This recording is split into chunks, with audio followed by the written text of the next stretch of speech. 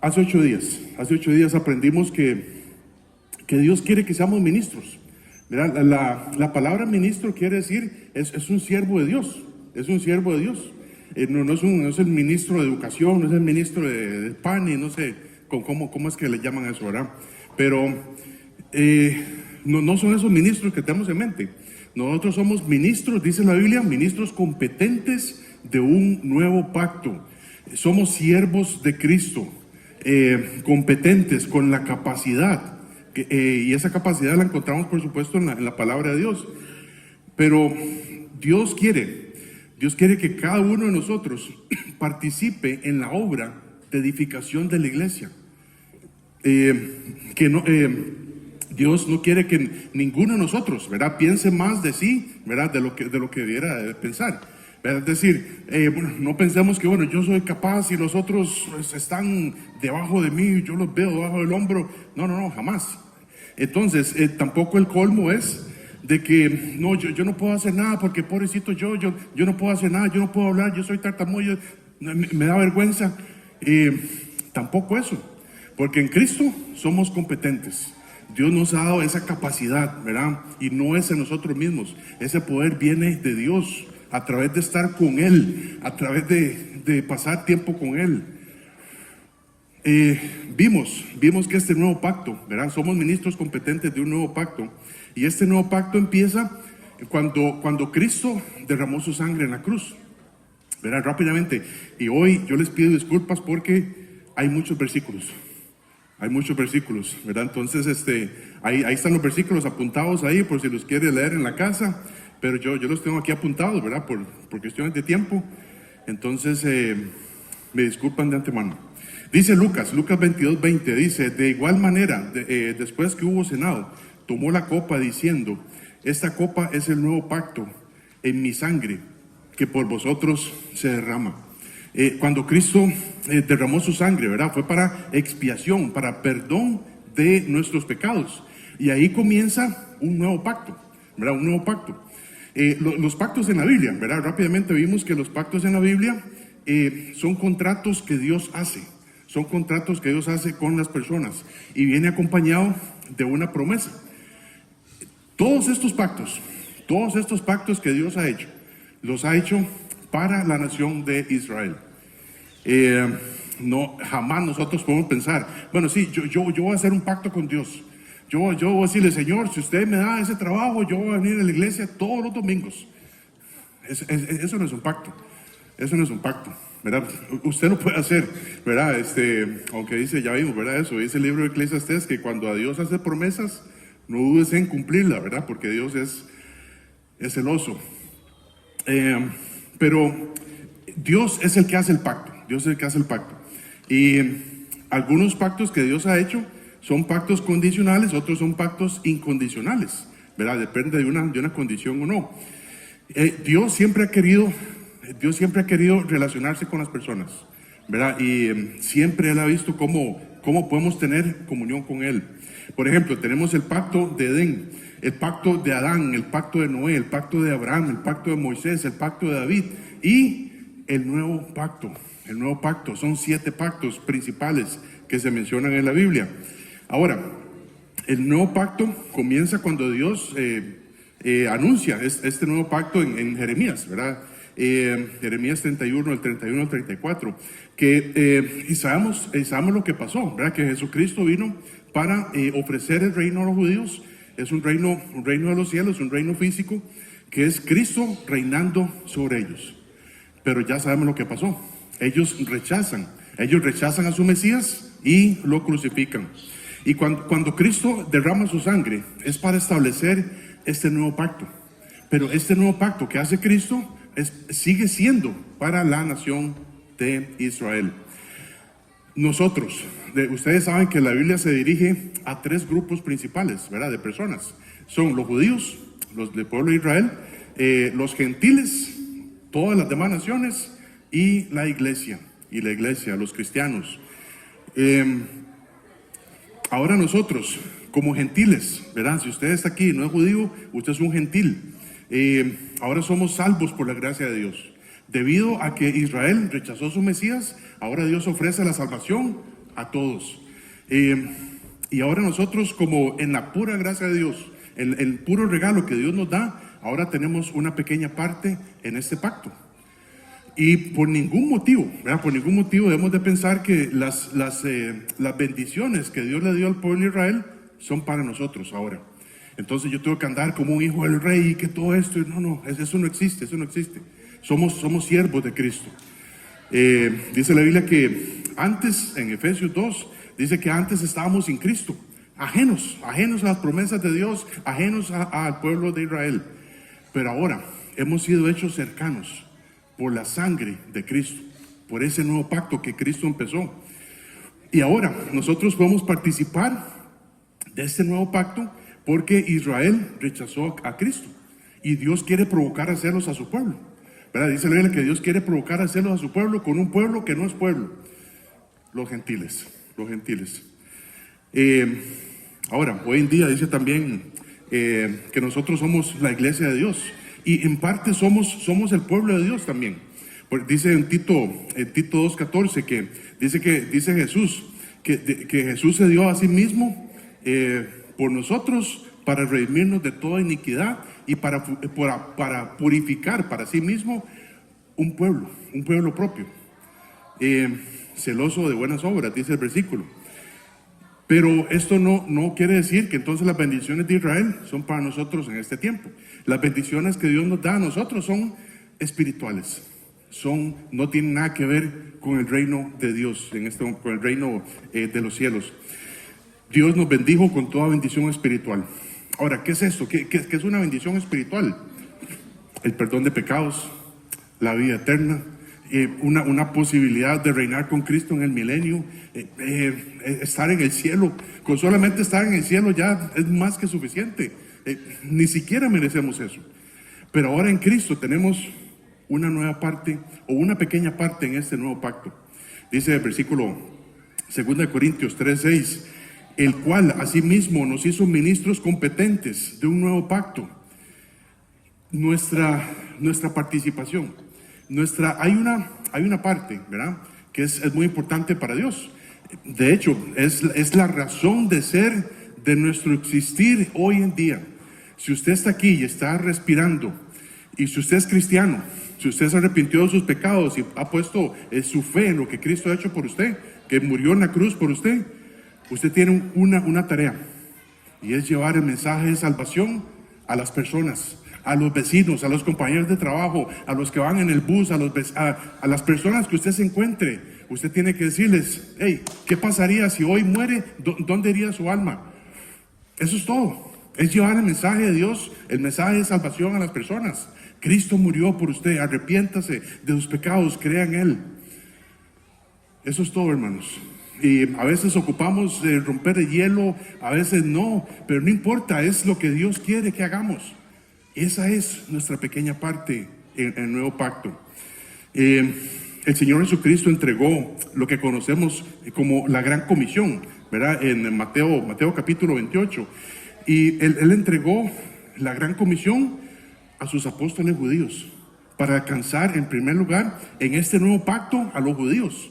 Y como los judíos, como Jesús sabía que los judíos no le iban a aceptar, unos sí, otros no.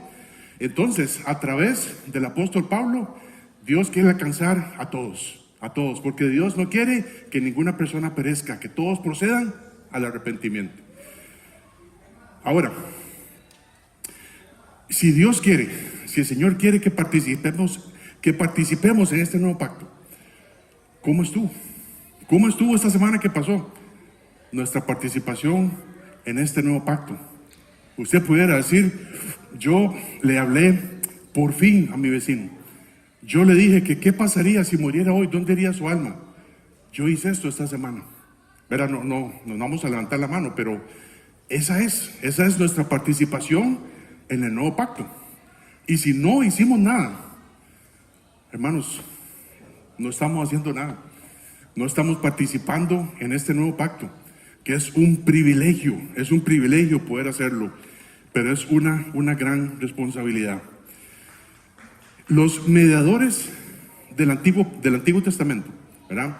Específicamente hablando del pacto de Moisés. los mediadores del Antiguo Testamento, por supuesto Moisés, pero Dios le dio la tarea a un grupo de personas. Dios le dio la tarea a un grupo de personas muy específicamente para que llevara a cabo una serie de sacrificios, una serie de ritos, ¿verdad? Para que el pueblo pudiera estar en comunicación con Dios. Estas personas se llaman los sacerdotes, ¿verdad? Desde Aarón, el hermano de Moisés, hasta después de su linaje. Ellos tenían que ministrar, ellos tenían que servir en el tabernáculo, ¿verdad? Y vemos como si ellos tenían que moverse en el desierto, ellos tenían que agarrar todos los chunches, doblar todas las tiendas de campaña que tenían, moverse, y Dios decía, aquí vamos a reunirnos. Y ellos tenían el deber de que todo lo que se hacía en el tabernáculo, ellos tenían que hacerlo con un orden. Y esto se llama ministrar, ellos tenían que ministrar a través de este sistema de ofrendas. ¿Para qué? Para una razón muy importante, para que la gente pudiera estar en comunión con Dios. Y hermanos, hoy, en este momento, si estamos aquí en la tierra, somos sacerdotes de Dios, que tenemos que ministrar, que tenemos que conectar a la gente con Dios, decirles, ¿qué pasaría hoy si muere? ¿Dónde iría su alma? Arrepiéntase de sus pecados, ponga su fe en Cristo Jesús. Eso es conectar a la gente con Dios. Somos sacerdotes. Por supuesto, es a través de la sangre de Cristo, a través de anunciando el mensaje de salvación, a través de haciendo discípulos para el Señor. Un versículo que Pablo comprendía muy bien y que yo creo que a veces nosotros no. Dice Romanos 11:36. Y yo sé que algunos de ustedes se lo saben de memoria. Porque de Él, y por Él, y para Él, son todas las cosas. Dice, a Él sea, ¿la qué? La gloria. A Él sea la gloria por los siglos. Amén. Hermano, nosotros participamos con Jesús en este nuevo pacto, ministrando vida. Y esta vida es la vida eterna en Cristo, dándole toda la gloria a Él, al Señor Jesucristo, por lo que ha hecho en nuestras vidas, por lo que hace y por lo que hará en nosotros. Hablando de gloria, ¿verdad? No de Doña Gloria, ¿qué se me hizo? Doña Gloria, ahí viene. Hablando de gloria, ¿verdad? Hablando de gloria, de darle toda la gloria al Señor. En estos versículos que siguen, 2 Corintios 3, del 7 al 11, en estos versículos que siguen, Pablo hace un contraste acerca del ministerio de muerte y el ministerio del Espíritu, el ministerio de condenación y el ministerio de justificación, el ministerio de muerte, el ministerio del Espíritu, el ministerio de condenación, el ministerio de justificación. Y acerca de estos ministerios, Pablo dice que estos ministerios tenían su gloria. Y esta gloria, hermanos, en estos versículos se menciona 10 veces la palabra gloria y glorioso. Gloria y glorioso se mencionan 10 veces. Dios quiere enseñarnos algo esta mañana. Y es a través de lo que dice Romanos 11:36, que todo lo que hagamos sea para la gloria de Él. Sea para la gloria de Él. Dice el versículo 7. Dice 2 Corintios 3:7, dice, y si el ministerio de muerte grabado con letras en piedras fue con gloria, tanto que los hijos de Israel no pudieron fijar la vista en el rostro de Moisés a causa de la gloria de su rostro, la cual había de perecer. Señor Jesús, Padre, que en esta mañana, Señor, podamos llegar ante ti. Señor, que podamos llegar ante ti, Señor, a través de un corazón limpio. Señor, que te pedimos perdón, Señor, por esos pecados que, Señor, ni siquiera tenemos en nuestra mente, Señor, o pensamos, Señor, que tú ni siquiera los ves. Ayúdanos, Padre, ayúdanos para que en este día podamos salir de aquí edificados con esa tarea, Señor, que tú quieres que hagamos, de llevar vida a las personas. Y esta vida es una vida eterna contigo, Señor, y es mucho más importante que todo lo demás, Señor. Ayúdanos para darte la gloria que tú te mereces, Señor, porque tú te mereces toda la gloria. Ayúdanos, Padre Santo, que así sea en nuestras vidas. En tu nombre te lo pedimos, Señor, en Cristo Jesús. Amén. Entonces dice en primer lugar Pablo dice el ministerio de muerte, el ministerio de muerte.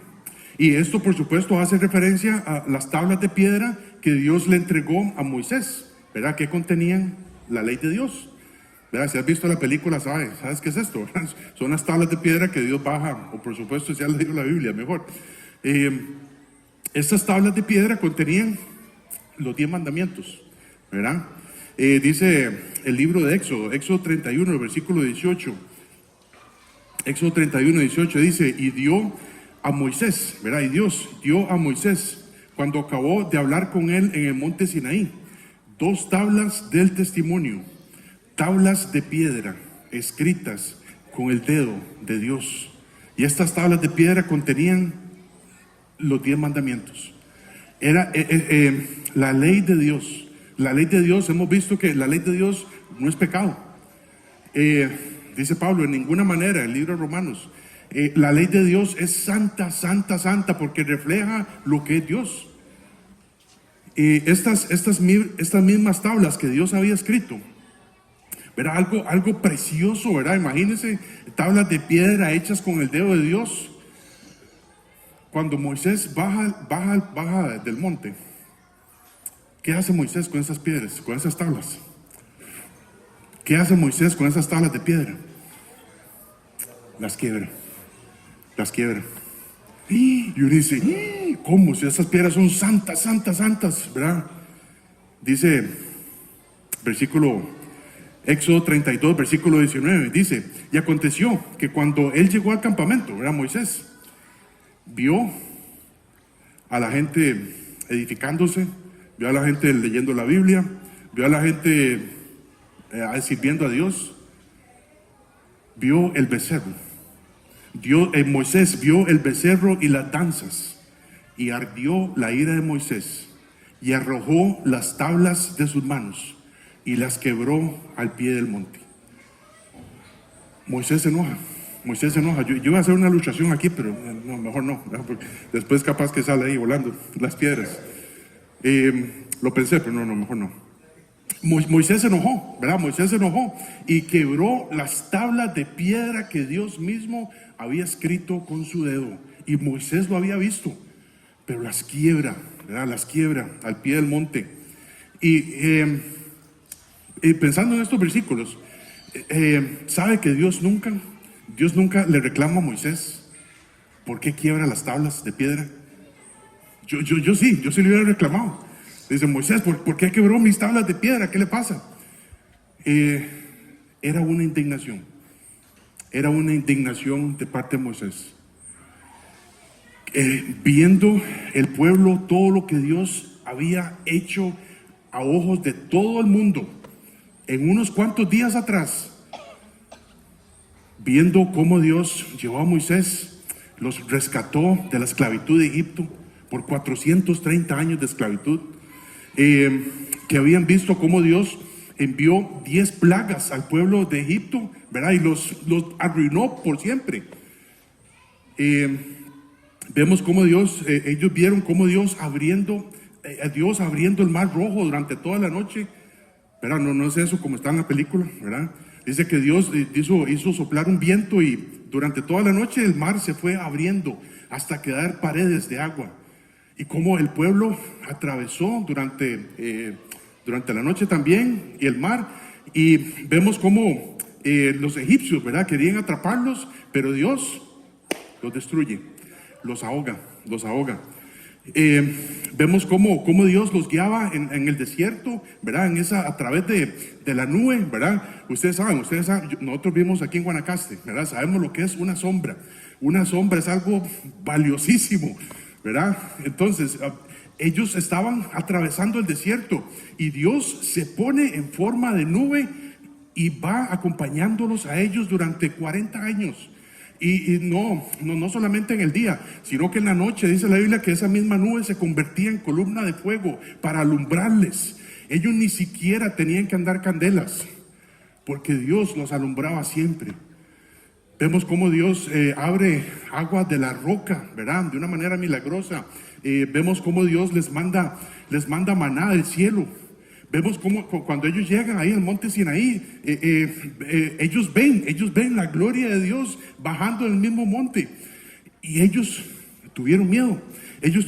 Más bien, dice, ustedes han leído este versículo también, dice Éxodo 20 del 18 al 20, cuando Dios hubo acabado de hablar, ¿verdad? Que esta es la forma en que Dios hablaba.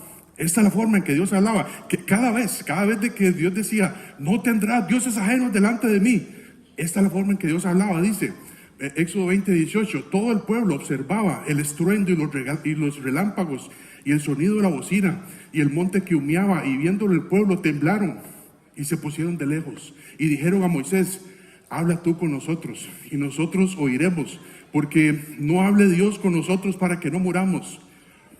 Y Moisés respondió al pueblo, no temáis, porque para probaros vino Dios y para que su temor esté delante de vosotros, para que no pequéis. Cada vez de que ellos escuchaban algún mandamiento que Dios decía, era un trueno, hermanos. Era un trueno. El mismo monte ni siquiera podía contener la presencia de Dios. El monte humeaba. Y todo eso ellos lo vieron. Ellos lo vieron con sus propios ojos. Entonces Moisés sube una segunda vez, ¿verdad?, al monte para recibir la ley. Y cuando baja, está indignado. De ver al pueblo de esta manera, adorando un becerro de oro,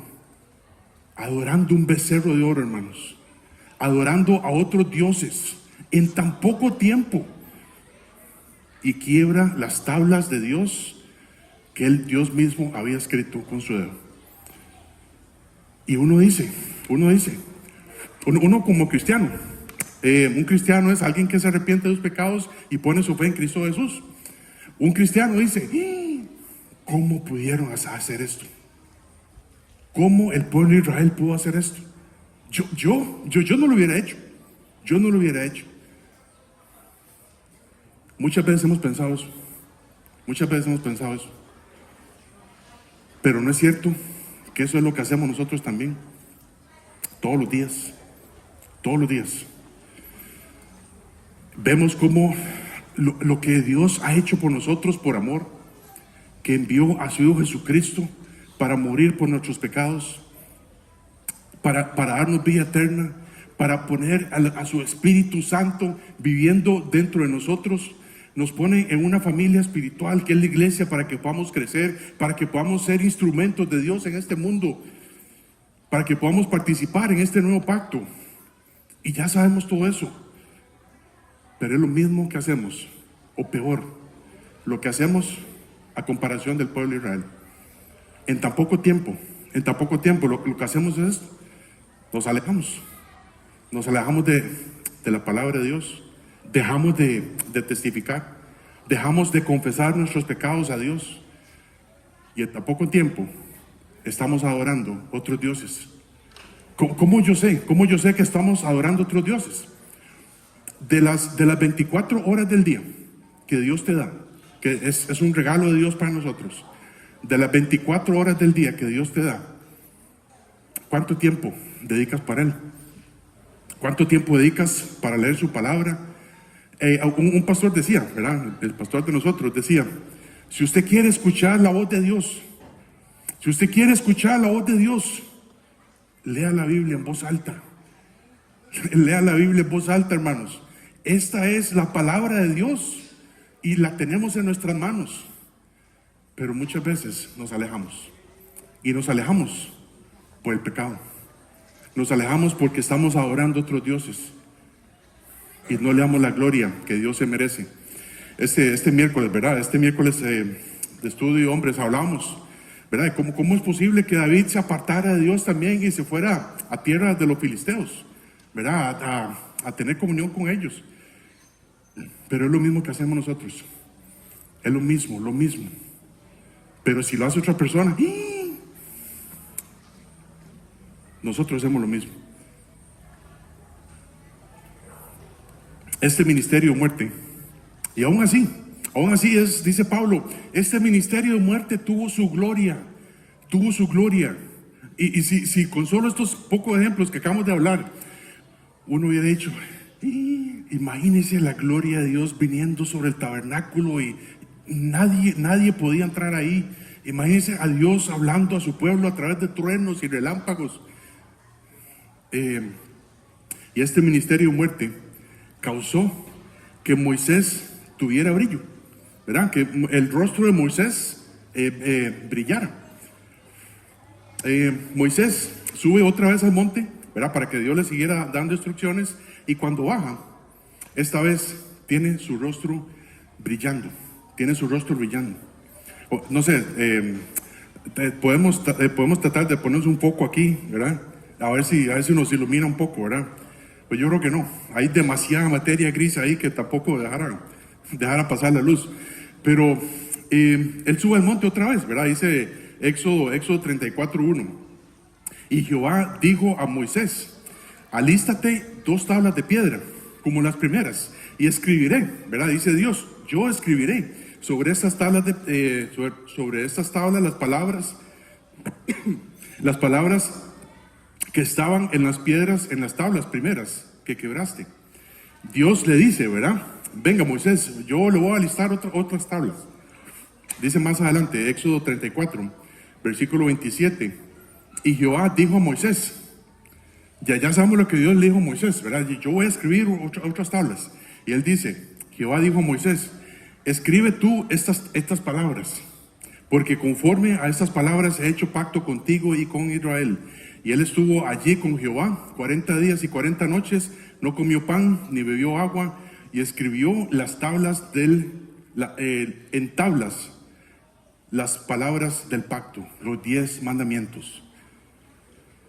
Quien escribe las tablas es Moisés, ¿verdad? Y eso es importante, quería hacerlo notar, porque esto nos ayuda a entender, ¿verdad?, cómo Dios usa a sus santos hombres de Dios para inspirar su palabra, ¿verdad? Dice el libro de 2 de Pedro 1, del 20 al 21, que los santos hombres de Dios hablaron siendo inspirados por el Espíritu Santo.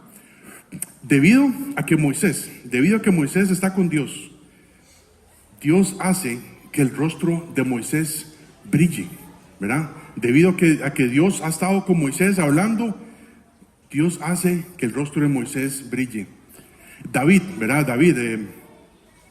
No David Cruz, ¿verdad? David del Antiguo Testamento. David ora a Dios varias veces para que Dios haga resplandecer su rostro sobre él. Hay varios versículos, ¿verdad?, en los salmos que hablan esto. Dice el Salmo 119, versículo 135. Haz que tu rostro resplandezca sobre tu siervo y enséñame tus estatutos. Esto era una petición de David, ¿verdad?, muy recurrente. Que el rostro de Dios, ¿verdad?, resplandezca sobre él. Hermanos, cuando pasamos tiempo con Dios, leyendo su palabra, obedeciéndola, aplicándola en nuestras vidas, haciendo su voluntad, Dios va a hacer que esa gloria de Él se refleje en otras personas. Y esto es lo que nos habla. Hay varios versículos también que nos hablan de eso, que nosotros debemos de ser luz para alumbrar a las personas que están a nuestro alrededor. Y también nuestro rostro va a brillar, no brillar de una manera como si tuviéramos unas baterías ahí dentro, ¿verdad? Pero dice un par de pasajes, Proverbios 15:13, el corazón alegre hermosea el rostro. El corazón alegre hermosea el rostro, mas por el dolor del espíritu, mas por el dolor del corazón, el espíritu se abate. Verá, si ya tenemos un corazón gozoso de que Cristo me salvó, de que Cristo me redimió, eso va a hacer que el corazón sea alegre. Y entre más pasemos tiempo en la palabra de Dios, nuestro corazón va a estar alegre. Y eso se va a reflejar en nuestro rostro. Muchos de nosotros ocupamos eso. Hermanos, y si ya somos cristianos, aquí tengo. Sí, es que, gracias. Ahorita encendemos el aire acondicionado. Sí, sí. Hermanos, si ya nosotros somos cristianos de años, ¿verdad? Si algunos dicen, yo tengo 5, 10 años, 25, 30 años de ser cristiano. Hemos tenido momentos en que sabemos de que nuestro rostro está brillando, entre comillas, por tratar de obedecer la palabra de Dios. Pero sabe, ese brillo se va perdiendo. Ese brillo se va perdiendo. Es como un bombillo viejo, ¿verdad? Que está sucio. Y no sé cómo, pero se le meten insectos. Iba a decir bichos, ¿verdad? Pero no. Y se le meten insectos adentro del bombillo. ¿Y cómo es posible? ¿Verdad? Pero ese bombillo se va poniendo amarillo, sucio, viejo. Muchos de nosotros somos así, ¿verdad? A veces somos bombillos, ¿verdad? Por otra cosa, porque no nos entra nada. Pero dice, hay un pasaje que dice, Lamentaciones 4:1. Lamentaciones 4:1 dice, ¿cómo se ha ennegrecido el oro? ¿Cómo se ha ennegrecido el oro? Como el buen oro ha perdido su brillo.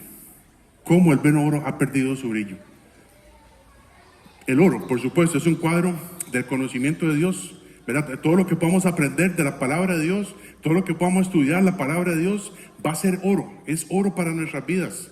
Y por no estar constantemente en la presencia de Dios, podemos perder ese brillo.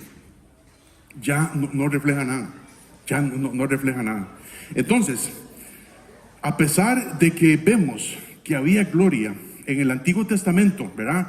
Pablo mismo lo llama que es el ministerio de muerte. ¿Por qué es el ministerio de muerte? Porque había de perecer. Todo esto había de perecer. Y fue por causa del pecado de Israel. Dios sabía que su pueblo no iba a obedecer. Todas esas reglas, todos esos sistemas de sacrificios, de ofrendas que Dios le mandó, Él sabía que no lo iban a cumplir. Y por eso es el ministerio de muerte. Ahora dice el versículo 8, ¿verdad? 2 de Corintios 3:8. Hablando del ministerio de muerte. Y luego dice, ¿cómo no será más bien con gloria el ministerio del Espíritu? ¿Verdad? Ahora dice, no solo el ministerio de muerte, ahora dice Pablo, el ministerio del Espíritu. ¿Qué es esto? ¿Qué es el ministerio del Espíritu? Esto es el nuevo ministerio espiritual. No de piedras, no siguiendo un montón de reglas. Como bien hemos dicho, el pacto que Dios hace con Moisés era condicional, ¿verdad? Y si ellos querían las bendiciones de Dios, ellos siempre tenían que estar en comunicación con Dios, obedeciendo sus mandamientos, ¿verdad? Pero llegó el momento en que ellos dejaron de hacerlo. Ellos se apartaron de ofrecer a Dios, ellos se apartaron de obedecer a Dios, todo lo que Dios les había mandado. Y ahora el ministerio espiritual es algo sobrenatural en nuestro espíritu. Es algo sobrenatural que ocurre en nuestro espíritu. Y aquí, ¿verdad? El pasaje dice que es el ministerio del Espíritu. Hubiera sido más fácil, ¿verdad? Si ese ministerio del Espíritu, si ese Espíritu hubiera estado con mayúscula, ¿verdad? Porque es el ministerio del Espíritu Santo. Pero es un ministerio espiritual. Es un ministerio espiritual. Nosotros bien sabemos que nosotros somos espíritu, alma y cuerpo. Espíritu, alma y cuerpo. Ya sabemos que cuando nosotros muramos, nuestro cuerpo, ¿verdad? Va a ir, lo van a enterrar. Lo van a enterrar y se lo van a comer los gusanos y las moscas. Cuando queda nuestra alma y nuestro espíritu. Cuando somos cristianos, nuestra alma y nuestro espíritu se hacen uno. Y ahora Dios quiere que desarrollemos este ministerio espiritual. Por eso es necesario que Jesús le decía esto, ¿verdad? A Nicodemo, en Juan 3:3. Respondiendo Jesús y le dijo, de cierto te digo, que el que no naciere de nuevo no puede ver el reino de Dios. Y eso es el nacimiento espiritual. Jesús le está hablando a Nicodemo acerca de nacer de nuevo, pero es nacer de nuevo de una forma espiritualmente. ¿Cómo es que nacemos de nuevo? ¿Cómo es que nacemos de nuevo? Y hemos visto cómo Nicodemo le pregunta a Jesús, ¿cómo es esto? No entiendo. Yo me tengo que meter otra vez en el vientre de mi madre. No es esto. No tiene nada que ver con esto.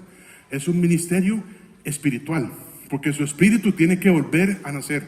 Porque ya la imagen que Dios había puesto de él en Adán ya se perdió por causa del pecado. Y ahora, cuando nuestra conciencia se despierta, ¿verdad? Cuando nuestra conciencia se despierta y vamos creciendo, vamos sabiendo lo que es malo. Sabemos lo que es mentir porque nuestra conciencia nos dice. Sabemos lo que es desobedecer a nuestros padres porque nuestra conciencia nos dice. Sabemos lo que es robar cuando copiamos en la escuela porque nuestra conciencia nos dice que hicimos algo malo. Y desde ese momento Dios nos inculpa de pecado. Y ya estamos condenados a pagar mi multa, ya estamos condenados a pagar mi pecado en el infierno, muriendo espiritualmente. Por eso es que necesitamos nacer de nuevo. Y cuando nacemos de nuevo es que estamos reconociendo esto delante de Dios, de que yo soy pecador. Y dice la Biblia que el Señor, que Dios me amó tanto. Dice, porque de tal manera amó Dios al mundo, que ha dado a su Hijo unigénito para que todo aquel que en Él cree no se pierda, para que tenga vida eterna. Dios nos amó tanto que estuvo dispuesto a sacrificar la vida de su Hijo para establecer este nuevo pacto y para que nosotros pudiéramos tener vida eterna en Él. Y ahí es donde comienza el ministerio espiritual. Ahí es donde comienza el ministerio espiritual, con Cristo, con el Espíritu Santo en nuestra vida, para empezar nuestra nueva vida en Cristo. No es un ministerio de muerte, es un ministerio del Espíritu. Dice, versículo 9, 2 Corintios 3:9, dice, porque si el ministerio de condenación, ahora otra vez, refiriéndose al ministerio de muerte, ahora Pablo dice el ministerio de condenación. Dice, porque si el ministerio de condenación fue con gloria, mucho más abundará en gloria el ministerio de justificación. Ese es el mismo ministerio espiritual, pero ahora Pablo lo llama el ministerio de justificación.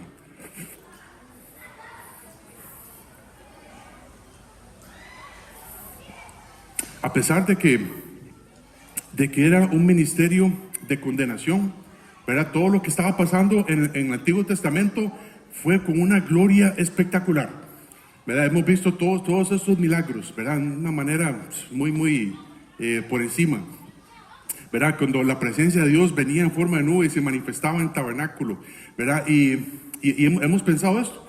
Uy, si yo hubiera estado ahí, en mi vida sería diferente. Pero no es cierto. Y ahora dice Pablo, ahora ese ministerio de muerte, ese ministerio de condenación, no tiene nada que ver con el ministerio espiritual, no tiene nada que ver con el ministerio de justificación. Ahora, el ministerio de justificación es que somos salvos porque Cristo murió en nuestro lugar. Por eso es que somos justificados delante de Dios. Y esto es muchísimo mejor, porque ya no tenemos que seguir un montón de reglas, ya no tenemos que ir a Dios con un sacrificio, con un animalito para sacrificarlo, para que pudiera cubrir, ¿verdad?, mi pecado por un tiempo. Ahora en Cristo Jesús somos justificados de ahora y para siempre y por siempre y siempre. Es algo mucho mejor. Ya no tenemos que seguir las reglas, ahora tenemos que seguir la gracia, la fe. Ahora nosotros nos salvamos reconociendo que somos pecadores y creyendo que Jesucristo derramó toda su sangre por nosotros. Ese es el ministerio de justificación. Dice 2 Corintios 5:21. 2 Corintios 5:21 dice que al que no conoció pecado, por nosotros lo hizo pecado, para que nosotros fuésemos hechos justicia delante de Dios, justicia de Dios en Él. Somos justificados, ya tenemos la justicia delante de Dios. Ya la justicia de Dios ha sido satisfecha a través del sacrificio de Cristo.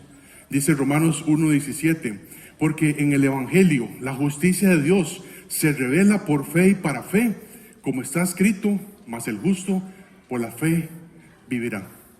ya no por obras, ya no por obras. Ahora somos salvos, somos justificados delante de Dios por la fe en Jesucristo, más que, más nada. Y ahora es algo muchísimo mejor, por esa razón. Ahora dice el versículo 10, porque aún lo que fue glorioso, ¿verdad? Otra vez refiriéndose a la gloria del Antiguo Testamento, porque aún lo que fue glorioso no es glorioso en este respecto, en comparación con la gloria más eminente. La gloria más eminente. Esta palabra eminente quiere decir algo que sobresale, algo que se destaca sobre todo. La gloria del nuevo pacto. La gloria del nuevo pacto no se compara con lo que vio Israel. La gloria del nuevo pacto no se compara con viendo el mar rojo abriéndose. La gloria del nuevo pacto es a Jesucristo viéndolo en su máximo esplendor, reinando aquí en esta tierra. Y si ya nosotros estamos en Cristo, si ya usted está en Cristo, si ya usted se arrepintió de sus pecados, si ya puso su fe en Jesucristo, usted está en Él, usted está en Cristo, usted está en el ministerio espiritual, usted está en el ministerio de la justificación, y es algo muchísimo mejor. Ahora tenemos a un Señor y Salvador. Ahora tenemos al Espíritu Santo viviendo, morando dentro de nosotros. Tenemos una promesa de que un día de estos Cristo viene por nosotros y nos va a resucitar, nos va a dar un cuerpo nuevo, glorificado, sin la capacidad de pecar. Tenemos una promesa de que si nosotros hacemos obras para Dios aquí, no obras para salvarnos, o obras para dar a conocer a Dios, tenemos una promesa de que vamos a reinar con Cristo cuando Él venga a reinar en este mundo. ¿Cómo será la gloria del reino de Cristo? Es algo que nuestros ojos no pueden ver. Es algo que no podemos imaginar. Pero Pablo dice, es algo muchísimo mejor. Muchísimo mejor. Dice Ageo, libro de Ageo 2, versículos del 7 al 9. Dice, Ageo 2 del 7 al 9. Y haré temblar a todas las naciones, ¿verdad? Tal como el monte de Sinaí tembló cuando la presencia de Dios vino al monte. Dice, haré temblar a todas las naciones y vendrá el deseado, a Jesucristo, de todas las naciones. Y llenaré de gloria esta casa, ha dicho Jehová a los ejércitos. Mía es la plata, mío es el oro, dice Jehová a los ejércitos. La gloria postrera de esta casa será mayor que la primera, ha dicho Jehová a los ejércitos. Daré paz a este lugar, dice Jehová de los ejércitos. Hermanos, cuando vemos esta frase, Jehová de los ejércitos, es a Jesucristo viniendo del cielo sobre este mundo para reinar. Y cualquiera que no quiera aceptar su reino va a saber lo que es Jehová de los ejércitos. Y nosotros debemos de preocuparnos como cristianos, debemos de preocuparnos para que siempre estemos en comunicación con Dios, para que su brillo brille a todas las personas, para que el brillo de Dios brille a través de nosotros. Dice Mateo 5:16, así alumbre vuestra luz delante de los hombres, para que vean vuestras buenas obras, y glorifiquen a nuestro Padre que está en los cielos. Y estas buenas obras no tienen nada que ver con ganarse la salvación. Son obras para que ellos puedan ver a Jesucristo en nosotros. Dice el libro de Efesios capítulo 5. Efesios capítulo 5 dice que nosotros como cristianos debemos de andar como hijos de luz. Hijos de luz.